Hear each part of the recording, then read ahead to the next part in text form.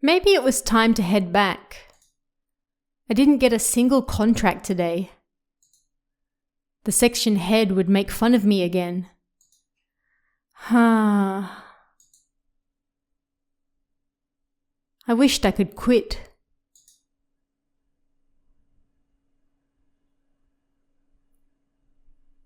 But even so, I was so tired.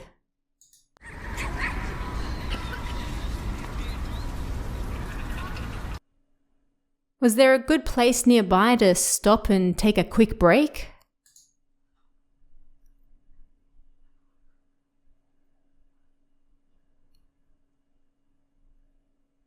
There's a public toilet over there.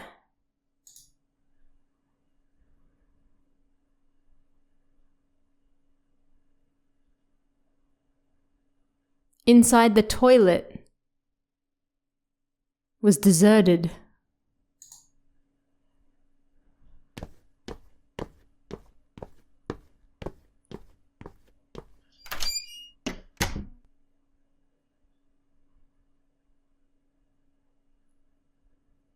Nobody else was around.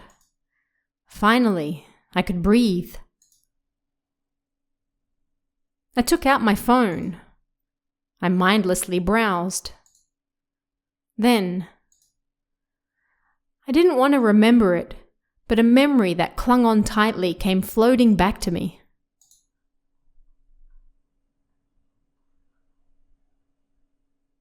Makino, how many contracts did you get this month? Only these. You really are useless, huh? You should quit. You're not going to quit?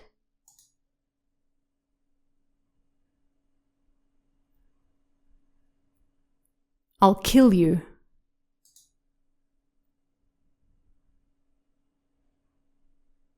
I got upset remembering the section head's abuse. I didn't get any contracts today either. God damn it.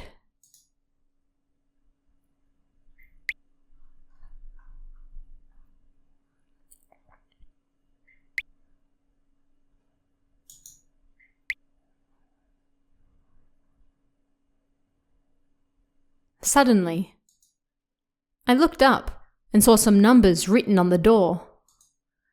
Looked like graffiti.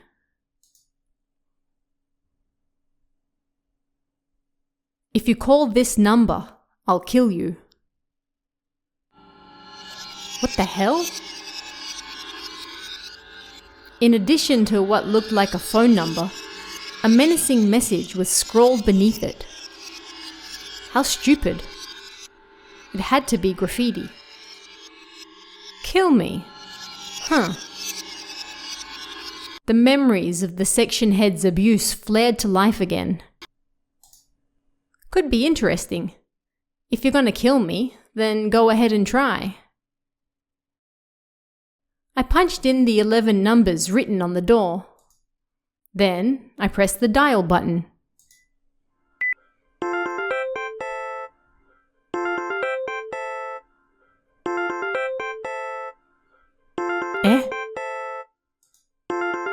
A phone was ringing in the toilets. The next stall. It seemed to be coming from there. There wasn't any sign of anyone in there other than myself.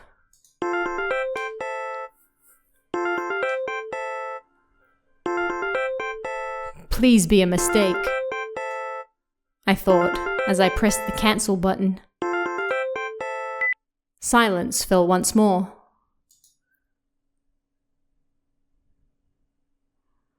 But something was different to before. Now I could sense someone nearby.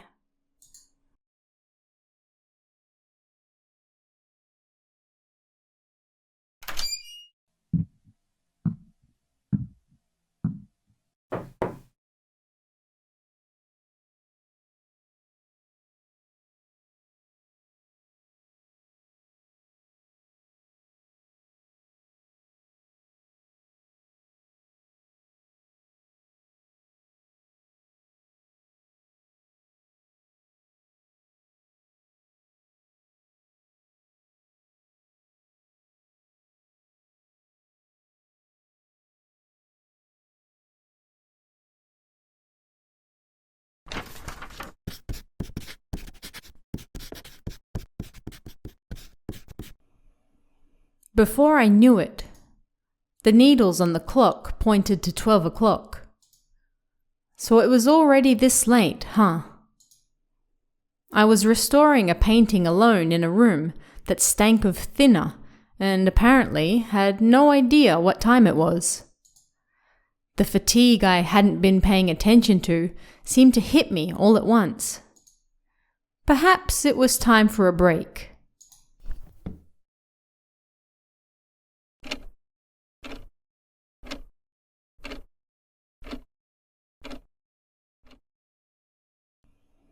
I was staring into space when I felt a strange gaze on me.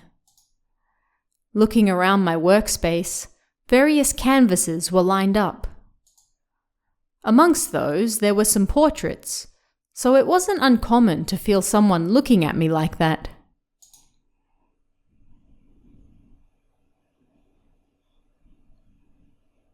As I looked over the canvases, I locked eyes with one.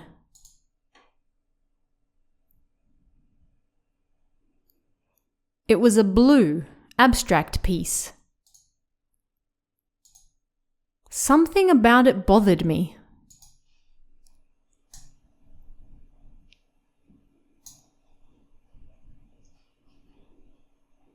I looked at the restoration notes that had been stuck to the canvas. Blue 300, remove all. Oh yeah, when I looked at it, the blue 300 paint stood out unnaturally.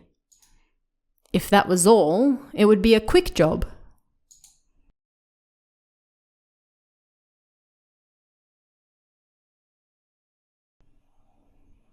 When I looked at the clock, it was nearly 2.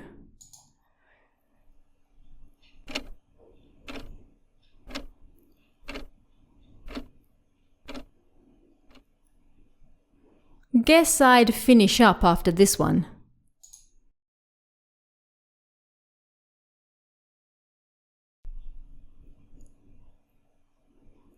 I turned the canvas over to check the rear. There didn't appear to be any problems at a glance.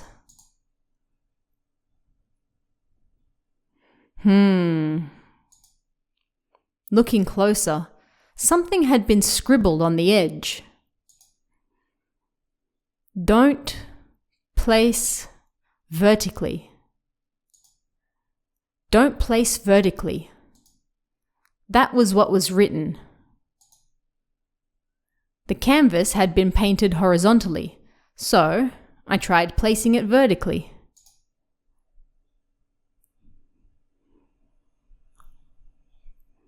There was nothing particularly strange about it. Maybe it was an old note that hadn't been erased yet.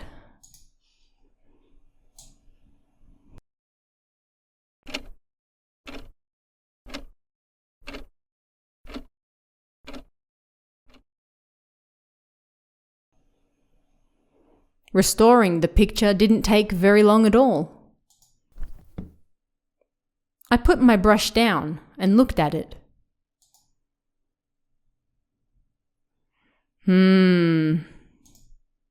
Although I was done restoring it, something about it felt off.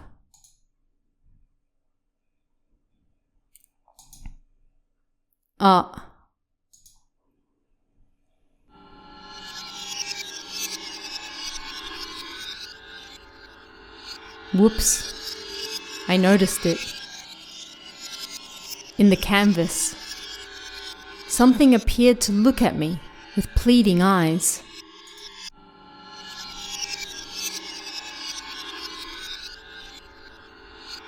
Perhaps I shouldn't have fixed this one.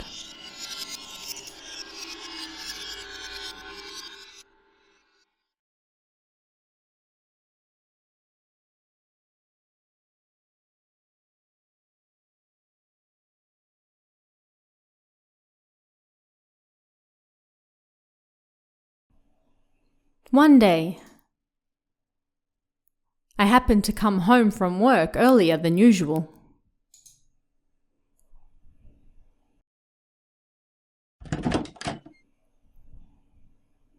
The lights in the house were off, and it seemed my wife hadn't returned yet.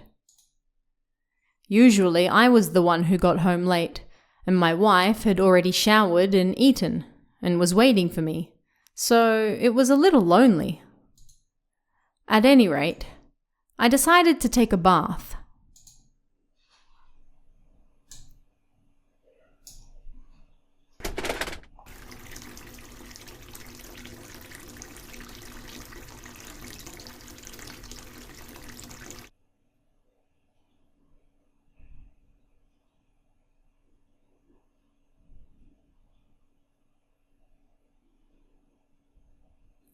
I decided to watch TV in the living room until the bathtub had filled.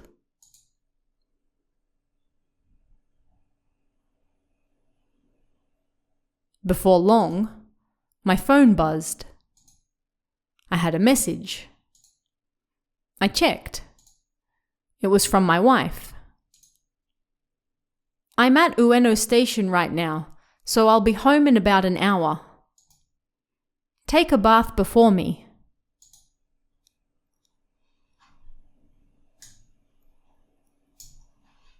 A short while later, the bathtub beeped to let me know the water was hot.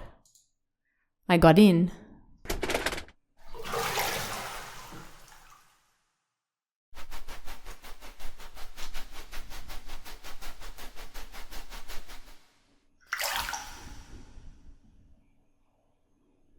I soaked in the hot water.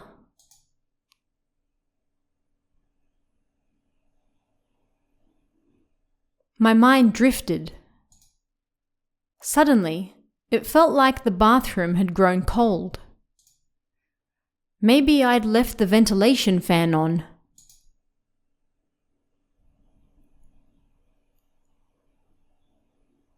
Before long, I heard the sound of the front door opening. For some reason I couldn't explain, I had a really bad feeling about it. Instinctively, I locked the bathroom door.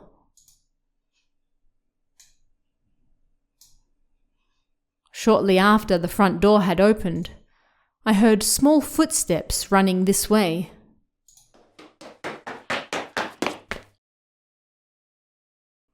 They seemed to stop in front of the bathroom door. The door was made of frosted glass, so I could see a figure through it.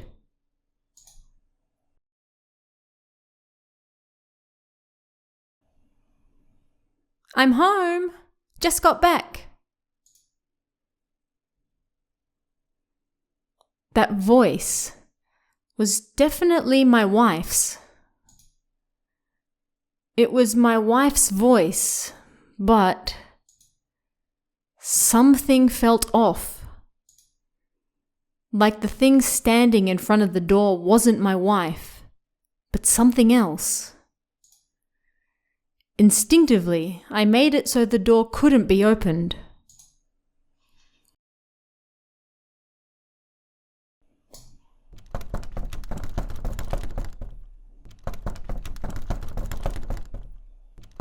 The thing on the other side of the door tried to open it.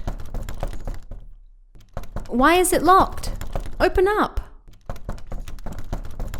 If the thing on the other side of the door wasn't my wife, what was it? What did it intend to do once it opened the door? As I thought about it, I grew scared. Then, I was so scared that I spoke. "You just told me you were in Ueno, though. Why are you here already?"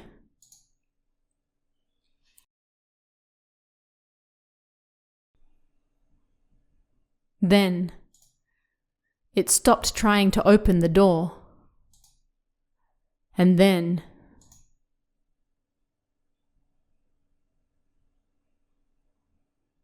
"Tch!"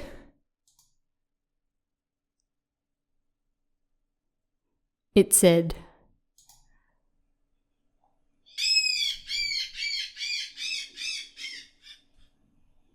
Then I heard a strange laugh.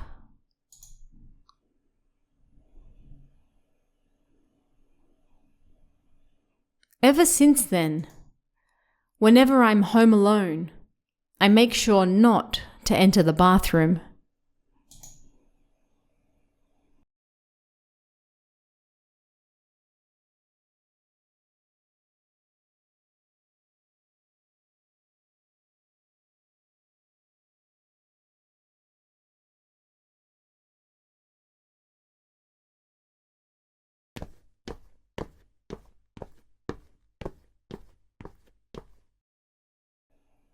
Being able to see ghosts, or being able to sense ghosts, they call it Deikan.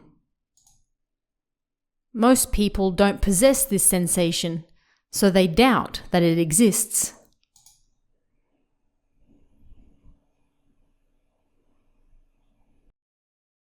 But Deikan exists. For real. Because I have it.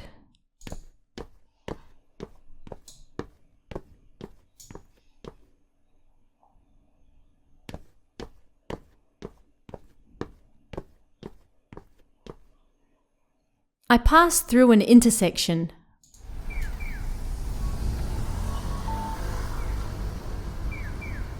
Last year, a man was hit in an accident here. Ever since that day, whenever I pass through, I sometimes pass a man with no head. I just passed him.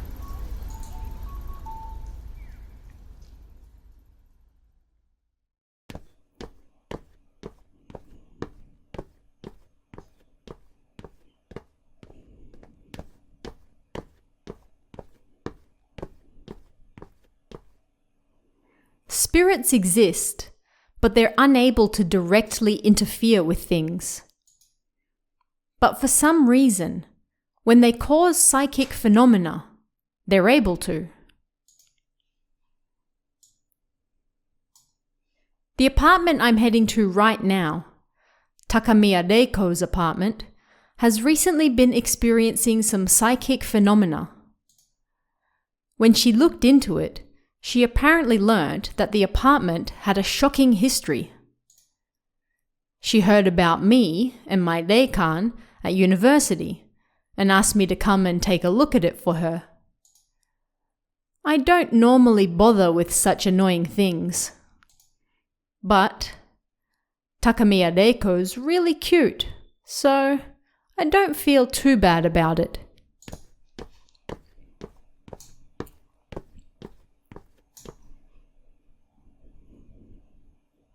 When I arrived at the arranged meeting spot in front of her apartment, she was already there.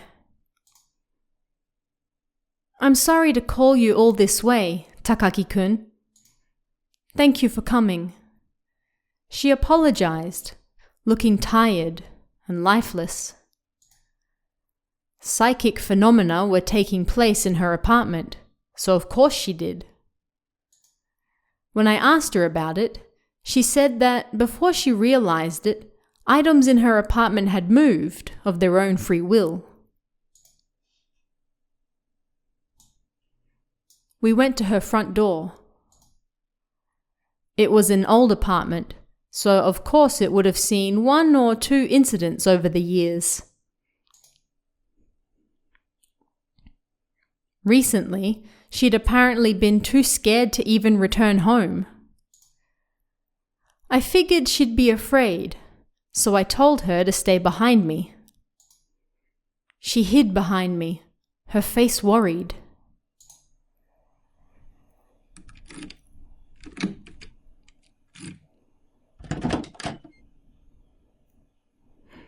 Shall I go in?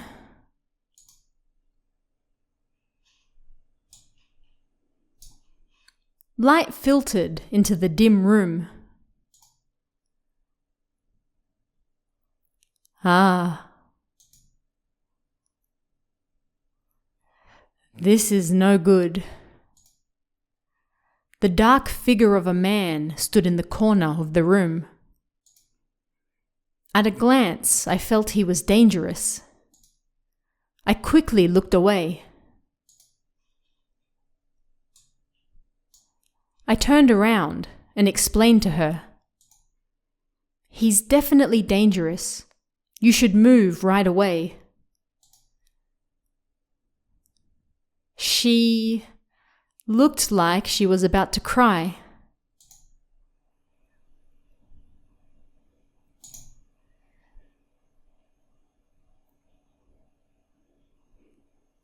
Something grabbed hold of me. When I turned around, the man was gripping my left arm. In his other hand, he held a knife. Sunlight glinted off it.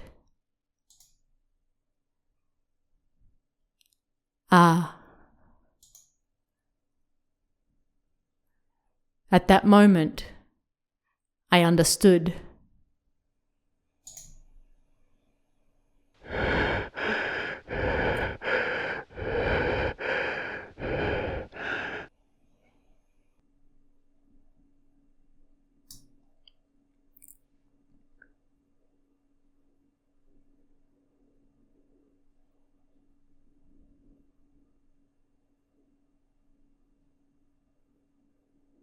I think everyone has experienced something strange that they'll never forget. I have a memory just like that as well. It happened when I was in elementary school.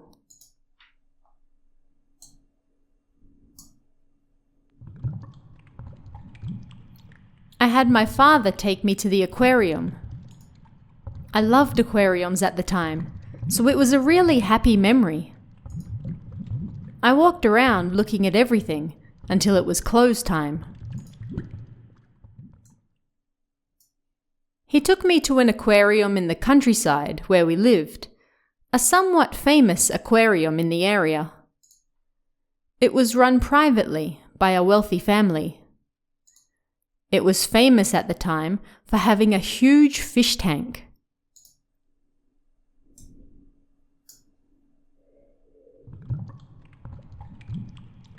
I looked around the aquarium all day long.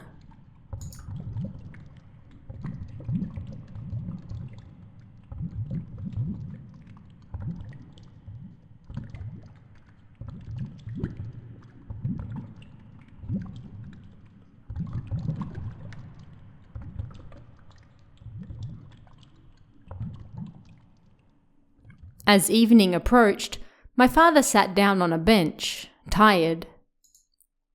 No matter how much I tried to get him to go, he showed no signs of moving. I decided to look around by myself.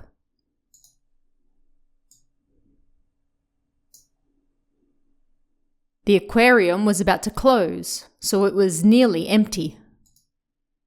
Holding that time close to me, I looked at fish after fish in the fish tank.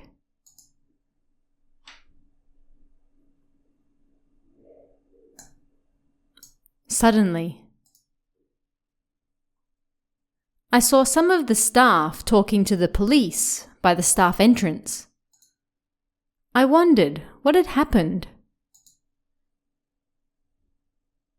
What could bring the police to a place like this, I thought.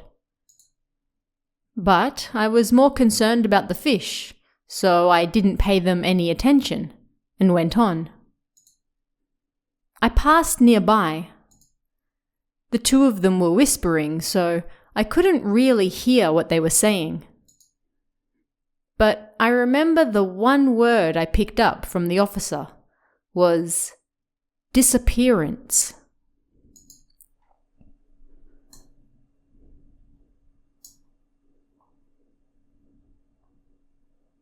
As I was looking at the fish tank, they announced that the aquarium was closing.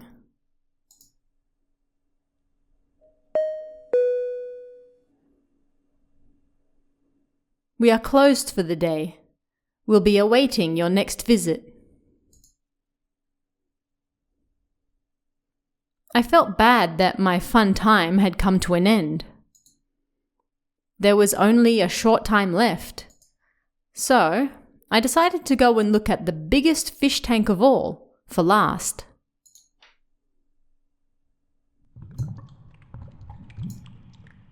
I stared into it. The glass of the tank was so big, it took up the entire wall. It was awe-inspiring.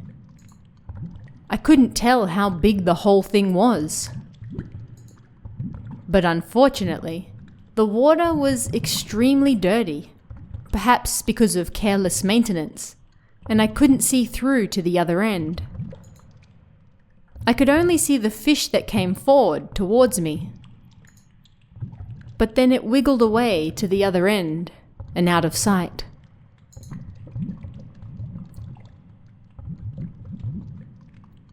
I got bored with the giant fish tank, seeing as I couldn't see any fish, and went to look at the other tank facing it.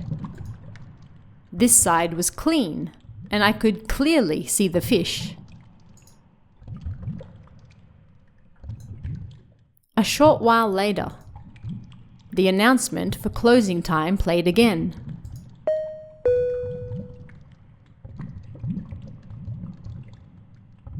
At that moment, I felt an intense gaze from behind me.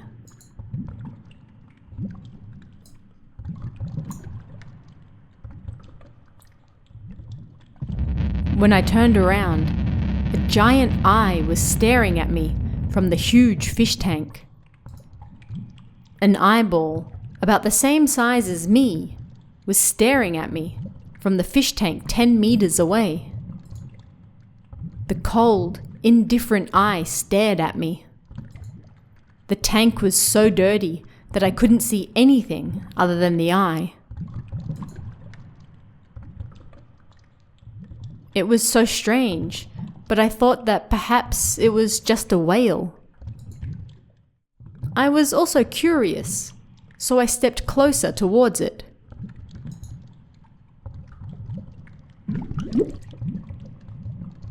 As I went to stand in front of the tank, the giant eye shrank back into the water. I stood in front of the tank, but the water was too dirty to see anything.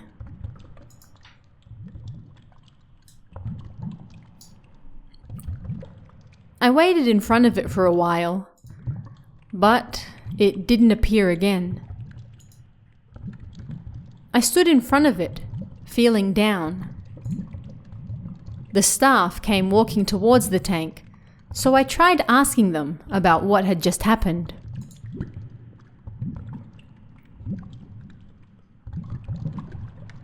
But they didn't believe me. I got annoyed with them, and I tried to explain again what happened. But then, the staff sighed and tried to speak to me. At that moment, I heard my father calling for me. He was looking for me because the aquarium was closing, but I hadn't returned. I threw a tantrum, but he dragged me back home.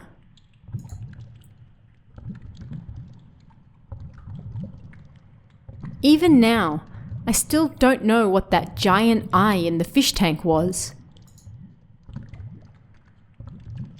And that is my strange story.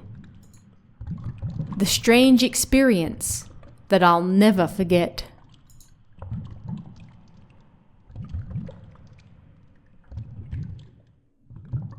But the thing I won't forget most of all, when the staff member was trying to talk to me, that cold, indifferent look in their eyes, I'll never forget it.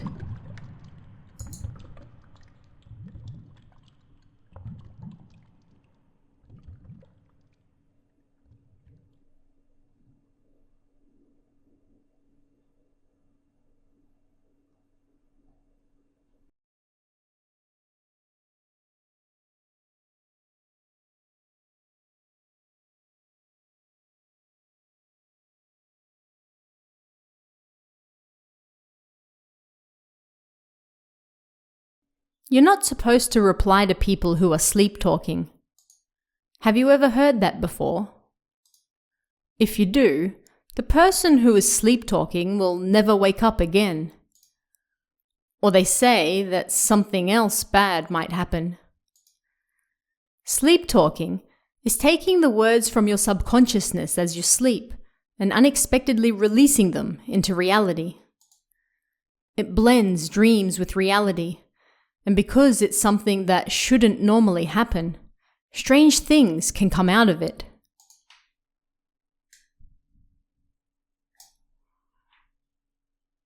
Good night, I said to Kayo and got into bed. Good night, Toshiro, she said as she got into bed and closed her eyes.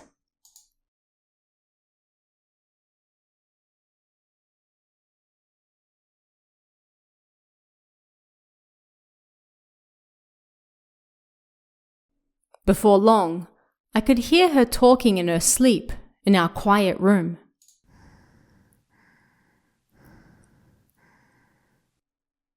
Was she already asleep?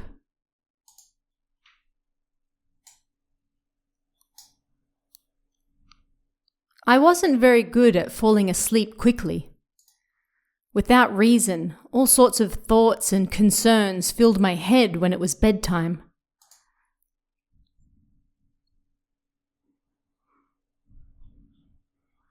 For me, it was usually about my girlfriend. It had been about half a year since we started living together. What awaited us in the future? No, I had to think by myself about what I should do.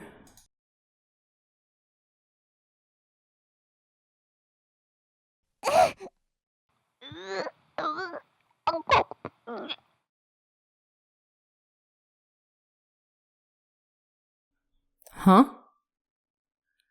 Did she say something just now? I got up and turned on the lights low.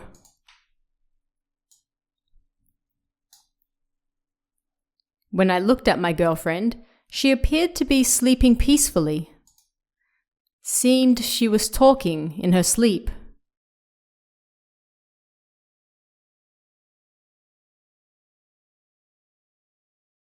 This. Can I eat it? Seemed she was about to eat something. It was funny, so I tried to reply. Go ahead, I whispered by her ear.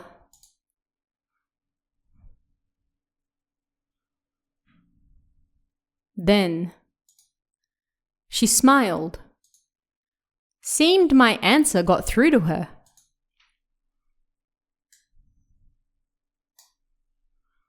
I'd never really heard someone talking in their sleep before. Was it because we were now living together and sleeping in the same bed? I never thought my answer would actually get through to her.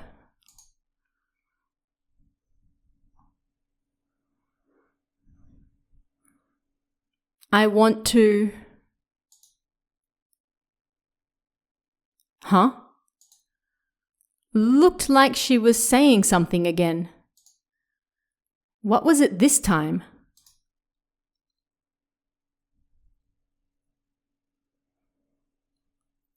I want to kill.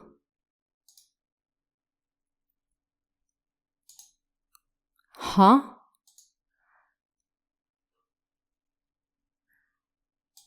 Did she say she wanted to kill someone? What was she dreaming about?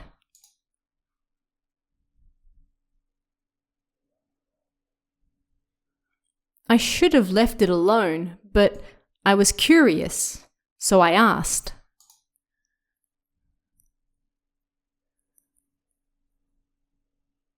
Kill who?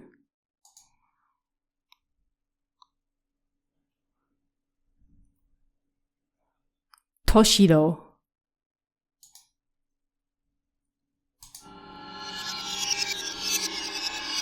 It was just a coincidence.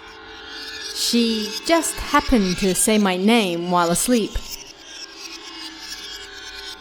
It had nothing to do with her saying she wanted to kill someone.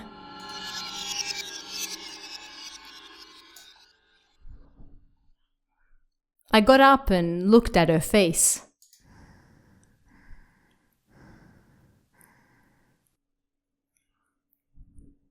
She was sleeping peacefully. She was just sleep-talking. It was nothing to be concerned about.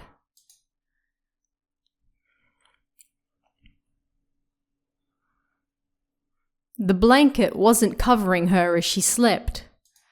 Maybe it had slipped as I got up.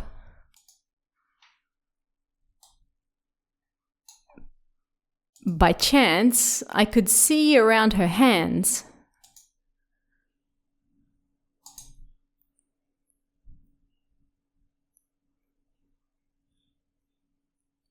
Huh? At that moment, I saw it.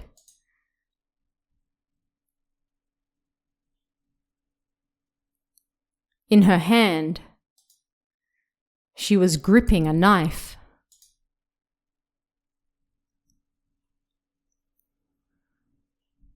Why?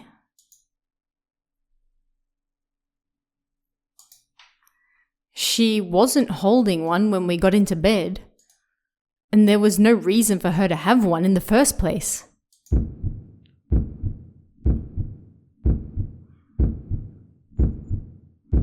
I want to kill.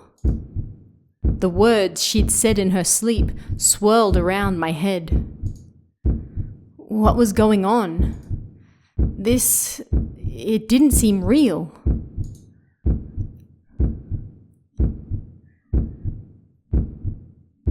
First, I had to step away from the situation and calm down. I quietly got out of bed. Then, I grabbed the doorknob.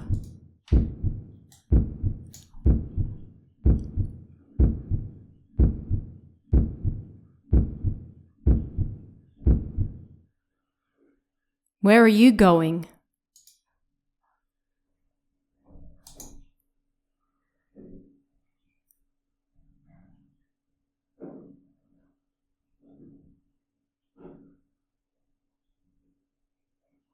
Was she sleep-talking again? Or...